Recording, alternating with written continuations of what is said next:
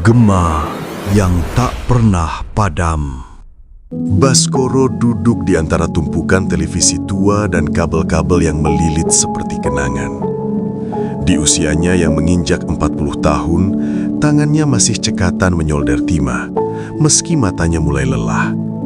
Di sudut bengkel kecilnya, sebuah kalender tua menandai waktu yang terus berjalan, mengingatkan bahwa 10 tahun telah berlalu sejak kepergian istrinya ke negeri seberang.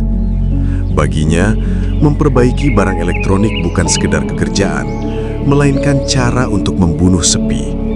Setiap sirkuit yang ia sambungkan kembali adalah harapan bahwa suatu saat hidupnya yang terputus juga akan tersambung lagi. Ia seringkali berhenti sejenak, menatap pintu bengkel yang terbuka, seolah-olah angin sore akan membawa aroma masakan istrinya kembali ke rumah itu. Sudahlah Bas, 10 tahun itu bukan waktu yang sebentar, ujar Pak RT suatu sore sambil menyerahkan radio rusaknya. Mungkin dia sudah punya kehidupan lain di sana.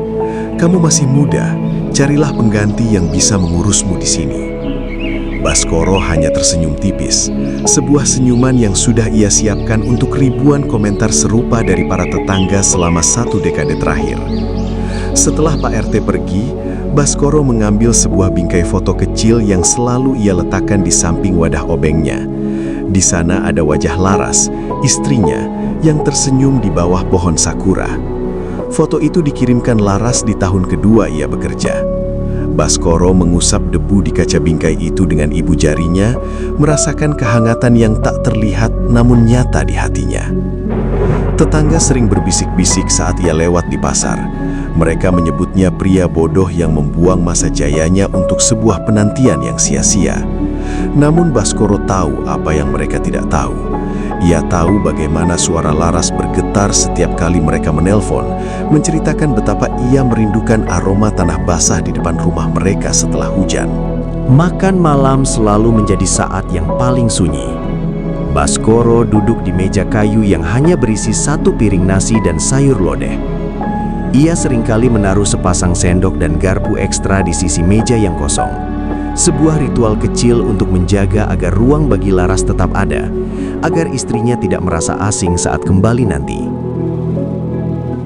Suatu hari, Bu Ningsih datang membawa penanak nasi yang mati total.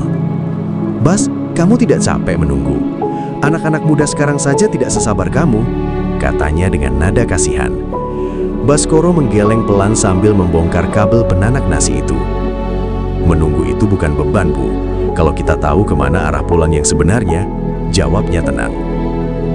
Di malam-malam yang dingin, Baskoro saling melakukan panggilan video melalui ponselnya yang sudah retak layarnya. Di layar itu, wajah Laras tampak lebih dewasa, dengan garis-garis halus di sudut mata yang menandakan kerasnya perjuangan di sana. "Sebentar lagi, Mas. Tabungan kita sudah cukup untuk membuka toko elektronik yang lebih besar di kota," bisik Laras. Dan Baskoro merasa 10 tahun itu hanyalah sekejap mata. Menjelang kepulangan Laras, Baskoro mulai mengecat ulang dinding rumah mereka dengan warna kuning gading, warna kesukaan istrinya. Ia memperbaiki setiap engsel pintu yang berderit dan mengganti lampu-lampu yang redup. Ia ingin memastikan bahwa saat Laras melangkah masuk, ia tidak akan menemukan kerusakan apapun, baik pada rumah mereka maupun pada janji setianya. Hari yang dinanti tiba. Di depan pagar bengkel kecilnya, sebuah taksi berhenti.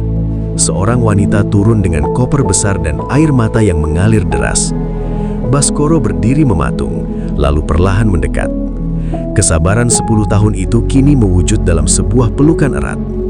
Di balik cibiran orang-orang, Baskoro telah membuktikan bahwa cinta yang paling kuat adalah cinta yang paling berani untuk menunggu.